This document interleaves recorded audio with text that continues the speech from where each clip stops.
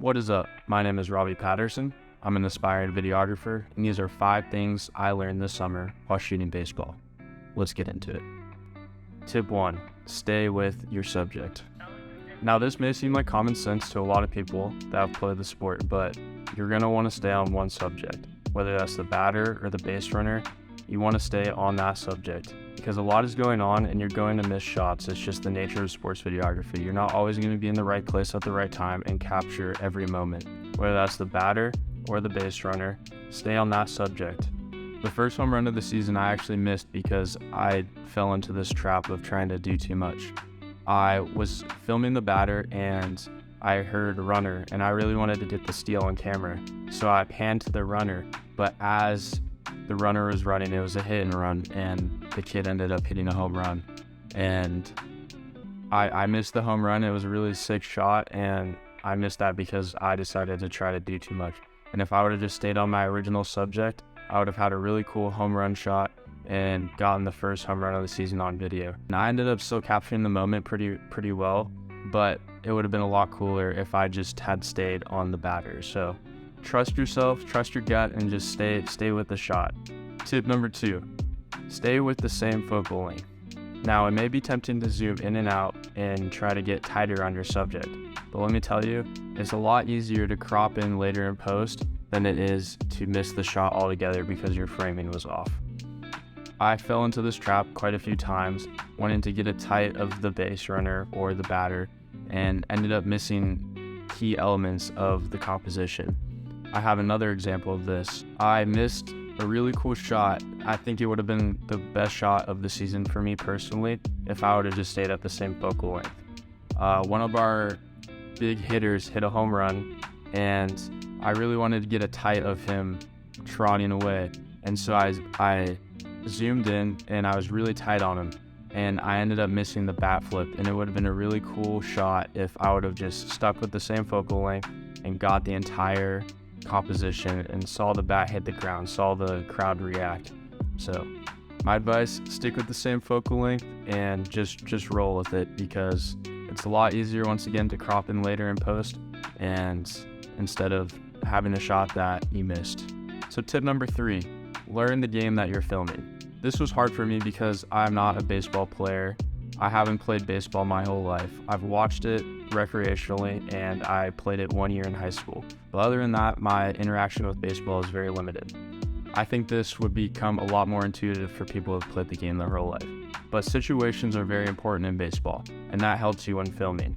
So I learned this as the season went on, but you should probably try to learn it before you film your first game. It will help you get a lot more shots and miss less action.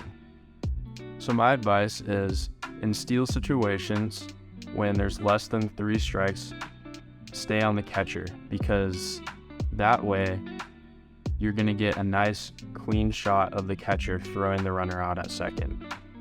If there's 3 strikes, stay on the pitcher, because then you're going to get that 3rd strike reaction from the pitcher. So in less than 3 strikes, in a steal situation, stay on the catcher. In 3 strike situations, stay on the pitcher and get that pitch reaction. That's just a little tip. There's a few others that I learned along the way, but you just kind of have to figure out what works for you. If I knew somebody was a really fast base runner and they were on first, I would probably track them, just because there's a good possibility that if there's an open base, they're stealing. And so it's just about learning the team that you're filming, the players, and the situations. And that goes for every sport.